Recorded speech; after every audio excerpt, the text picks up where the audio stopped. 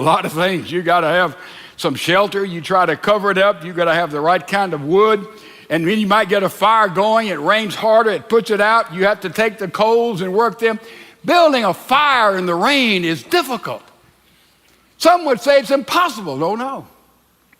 It just takes diligence. You have to know what you're doing. You have to stay with it. And that's what it takes to take these little miracles we call sons and daughters and grow them up the way God would have us to grow them up as mothers and dads and those who support and teach and lead them.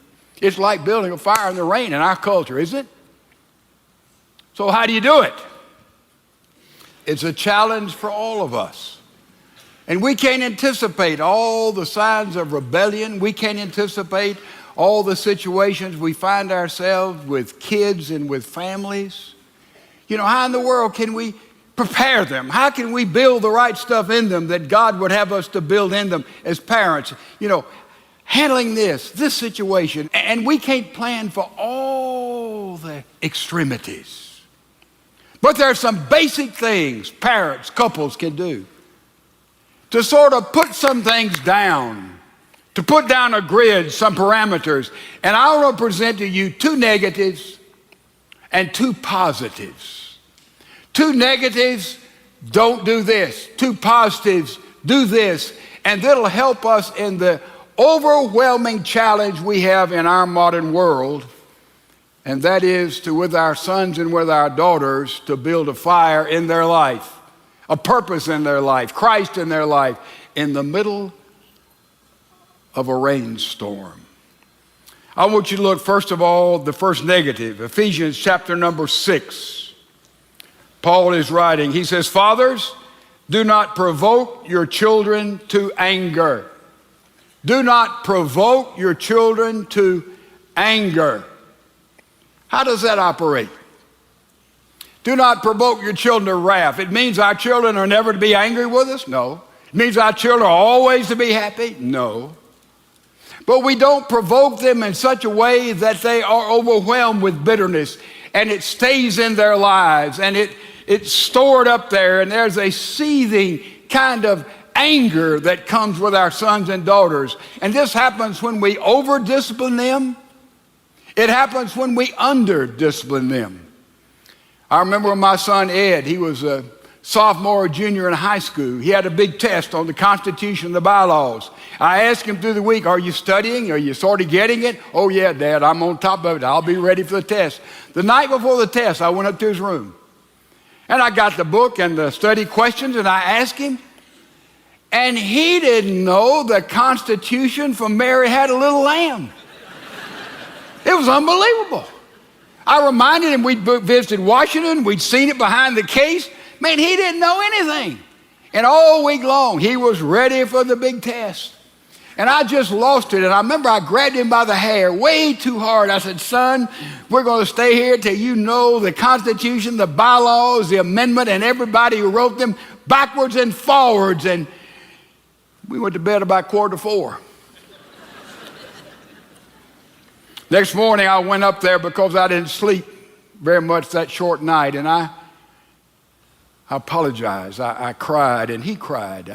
I over-disciplined him. We've even dealt with that again as we're adults.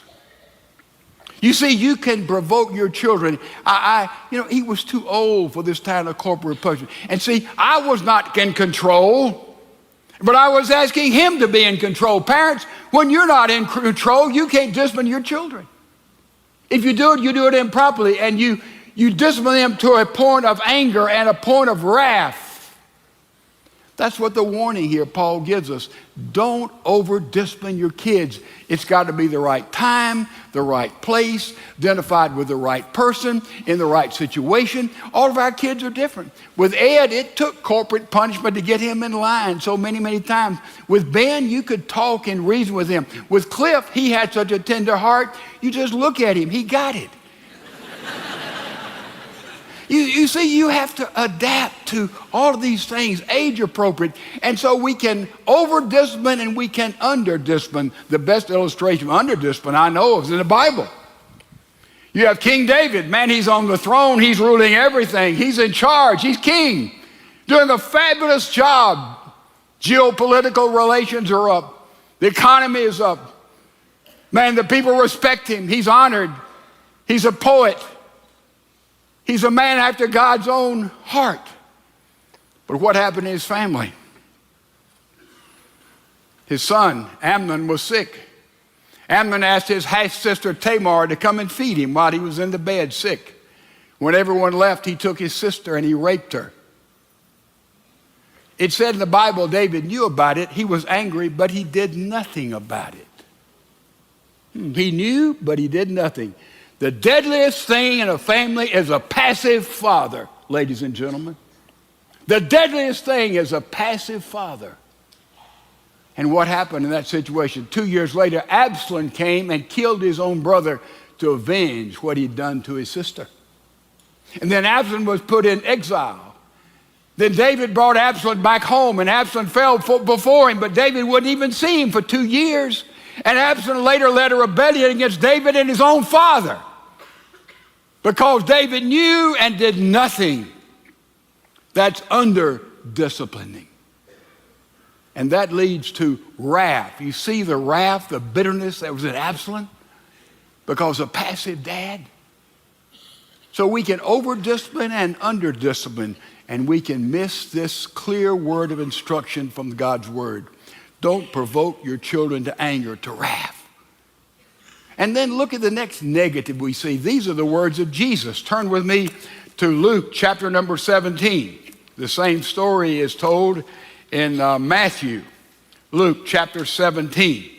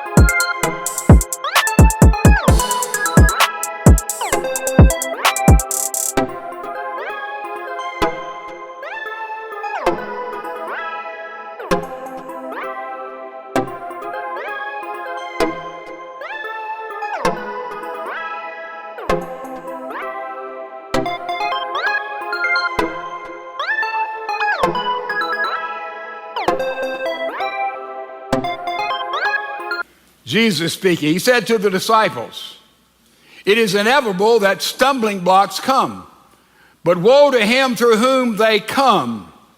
It would be better for him if a millstone were hung around his neck and he was thrown into the sea than one would cause one of these little ones to stumble." In other words, don't trip up your kids. Don't provoke them. Don't trip them up. Don't cause them to stumble. You say, well, how do we do that? I read only this week about the situation that Disney has. It seems that a group of New York sophisticates were taking their kids to Disney down in Orlando, and they found a way to beat the long lines. They would hire somebody who was handicapped to lead their children in. They'd go to the head of the line, and one New York society woman boasted, said everybody else stood 2.5 hours to get in It's a Small World, but my kids, led by that handicapped person, they were in a minute and a half.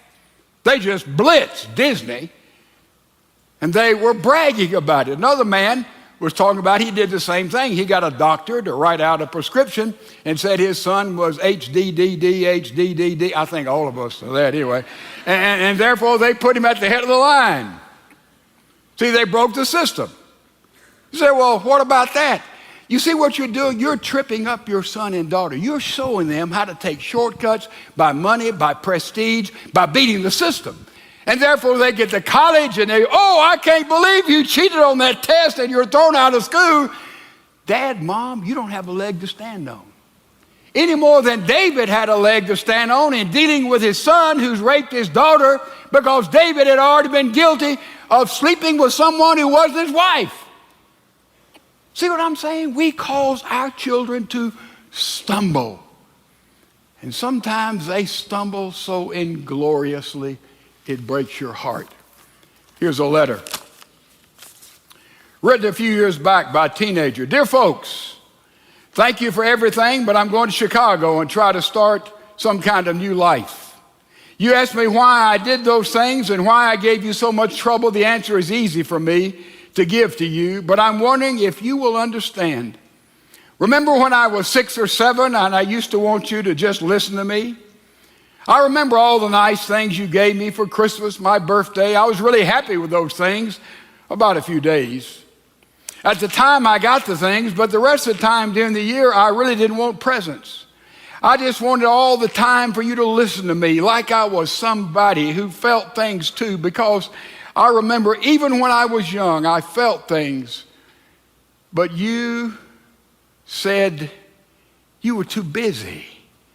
Mom, you're a wonderful cook. You have everything so clean that you tried so much from doing all those things that make you busy. But you know something, Mom?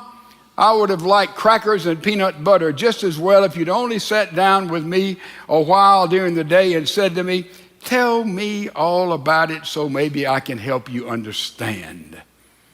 I think all the kids who are doing so many things that grown-ups are tearing their hair out worrying about are really looking for somebody who'll have time to listen a few minutes and who really will treat them as they would a grown-up who might be useful to them and, polite to them. If you folks ever said to me, pardon me, when you interrupted me, I would have dropped dead. If anybody asked you where I am, tell them I've gone looking for somebody with time because I've got a lot of things I want to talk about. Love to all. He signed it, your son. See, our kids, we trip them up. I remember going to a school play some years back, and a little guy in the play had a part, about a minute and a half. He did his thing.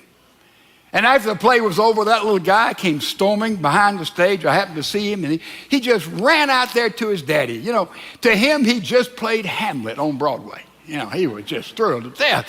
And he ran out there, and he grabbed his daddy, wanted to say, what a good job he done. I'm proud of you, son. His dad said, I can't talk to you now. I'm talking to Mr. Smithson. So he pushed him to one side, and you could see that little guy. He just goes off. He's brokenhearted. Parents, awake up. Be sensitive to your kids. Don't cause them to trip. Don't cause them to trip, to stumble. It's better that Jesus said a millstone be hung around the neck of somebody who trips up a kid. In our society, when we tolerate pedophilia, I don't understand it. Look what Jesus says, how deadly it is. Our kids, we build them up. Jesus said, let them come to me. Oh no, the disciples said. Oh no, you're talking to a lot of big important people. He said, I don't care about them. Suffer little children to come to me. He said, unless you have the humility of a child like that, you'll never get to heaven yourself. How important. Jesus elevated children. Elevated children. The Bible gives us instruction. Don't provoke your kids to wrath. Don't trip up your kids by your lifestyle. But what's the positive part of training? Look at it. We go immediately to the book of Proverbs, a very familiar verse. Proverbs chapter 22, verse 6. Train up a child in the way that he should go, and when he is old, he will not depart from it. What does that mean? It means train up a child in the way you think he should go, she should go. No. It means train up a child in the way God has bent them. Back in biblical days, when a child did not begin to suck when they were born, the midwife would take some fig juice and rub it on their gums, and they would teach them how to suck. And they naturally became sucking machines so they could live. That's the way we train children. We look at our children, we study them, we ask God for discernment. We see how God has bent them, how God has placed them. And then not how we want, we see where their giftedness is. We see where their passion is.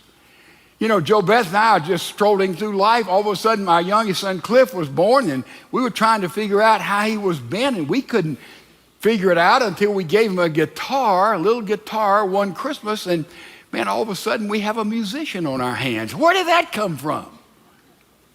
You see, you have to do this with your kids. Don't have all those presuppositions, all those ideas of what they ought to be. See, when our kids are young, and a kid will say, you know, I want to be a doctor. And all the rest of the year, you know, Billy, when you were little, you said you wanted to be a doctor. You know, you said you wanted to be a doctor, Billy. Now, if Billy said, I want to be a garbage man, we'd never bring that up again, would we? But let me tell you something, ladies and gentlemen. Billy as a doctor is in worse shape than Billy as a garbage man if he's outside the will of God. It's not prestige, money, power. We can't live vicariously through our children. We figure out how God has molded them. I know a man who's been tremendously successful in the business world, but he's been miserable all the years of professional life. He has a gift of being a teacher. And he said, oh, how I wanted to teach, but my family just wouldn't let me do it. You see, you miss the passion of your life. You want to find out what turns your kids on, and you study them and you encourage them. See how God has bent them, then you train them. Well, how do you train them? You know how the Jews train in the Bible. You go to Deuteronomy chapter 6, you see it clearly, it's the Shema. And they come and Moses just gives them the 10 Commandments. And he says, this is how you're going to teach your kids right and wrong. Look at Deuteronomy chapter 6, verse 7 following. This is how you do it. You shall teach them diligently to your sons, and shall talk of them when you sit in your house, and when you walk by the way, and when you lie down, and when you rise up. You shall bind them as a sign on your hand, and they shall be as frontals on your forehead. You will write them on the doorpost of your house, on your gates. What is this saying? It's saying that in the home we surround our kids with principles of life. We teach them. God is number one. Don't take his name in vain. Worship him on the Sabbath, on Sunday. Be a worshiper. Honor your father and your mother. Don't murder. Don't commit adultery. Don't steal. Don't lie. Don't covet.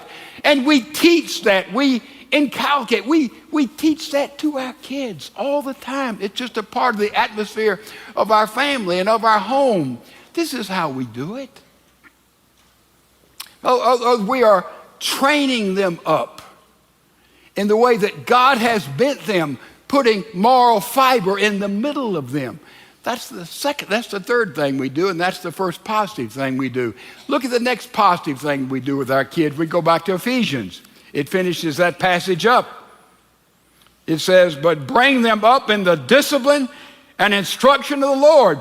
You teach them in the way God has bent them, giving moral fiber to them, and then you bring them up, you go along with them. Ladies and gentlemen, you can require your kids to do what you want them to do until they become teenagers, then they begin to do what you do. And there's our problem. There's our problem. We bring them up in the discipline of the Lord. What is discipline? You say, oh, that's punishment. Oh, no, it isn't. Discipline is drawing boundaries. Here's the boundaries. This is how our family functions. Here are the rules. Here's the regulations. This is who we are. These are the boundaries. That's discipline. Then when they move outside of those boundaries, then you have a response that is appropriate to age in that particular situation and that particular child. And see, that's where parents are always praying for wisdom and discernment and the leadership of the Spirit. So in the instruction, in the discipline and the instruction of the Lord, in the teaching of the Lord, how do you teach? I remember my mother teaching me how to walk across the street when I was a little guy. You know, in front of our house, there was a street. I thought it was a busy street. A car went by about every 30 minutes. But anyway, and she said, and she would say, I'd go across the street to play with people. She'd take me by the hand. She'd say, Edwin, stop, look, and listen. We'd walk across, we'd come back, stop, look, and listen. We did this a few times. Then she said, all right, I want you to lead me by the hand. So I took her hand, and I stopped, looked, and I led her. Sometimes she'd say, wait a minute, that car's coming. And we did that. Then a few times she'd say, I'll stand on the curb, let's see how you do. And she'd watch me. That's good, that's terrific, you got it. Then down the road, she'd stay at the door of the house. She'd say, okay, I'm watching you. And I'd stop, look, and look. That's the way she taught. That's the way we teach our children and all kind of things. We're with them. We stay with them. We hang in there with them. We're teaching the way the Lord has taught in the admonition of his truth. Now here is the challenge. You build all the right stuff with time and talent and prayer and going to church with them, praying with them, and all of a sudden they leave home and they go, bazooka. Wow. What in the world? And we fall back on this verse, trainable child and ways you'd go, and when he's old, he'll not depart from him. Boy, I sure hope they come back. I sure hope they do. We tried to train them up. I've heard that a quinzillion times. Let me show you what's missing in our training up our children right here at this point. Let me show you what we miss many times. We get all the rights and the wrongs and the do's and the don'ts and the discipline and the parameters, and we encourage and we build all those things in, but we leave out something. I want you to see what Joseph had in the Bible, what his other brothers didn't have. Joseph, the other sons of Big Jake were just unscrupulous characters. They were slime. They were the kind of kids you don't want your kids to play with. But Big Jake, I'm sure, took the Shema and commandments and tried to build that in his kids. That's what they did. That's what they did, Moses' principles. But it took with Joseph. And you look at Joseph, they were jealous of him. He was a little egotistical. Mark that down. The favorite of his father. His mother was Rachel, different from Leah, the other boys. And the brothers sold him. They wanted to kill him, but they sold him as a slave, went to Potiphar's house. Potiphar put him in charge of everything. Potiphar's wife tried to seduce him. He said no. She accused him. He was put in prison. He became head of the prison. Then he made some promises and he predicted some things, some dreams they had, and they said they would speak for him before Pharaoh, but they didn't. Until finally the day Pharaoh recognized Joseph as someone who could be prime minister because of his understanding of God and economic affairs. And here is Joseph, a stranger, a Jew, now prime minister of the most powerful nation in the world. You say, he's not qualified. Man, was he qualified? As a young man, he thought he was going to die.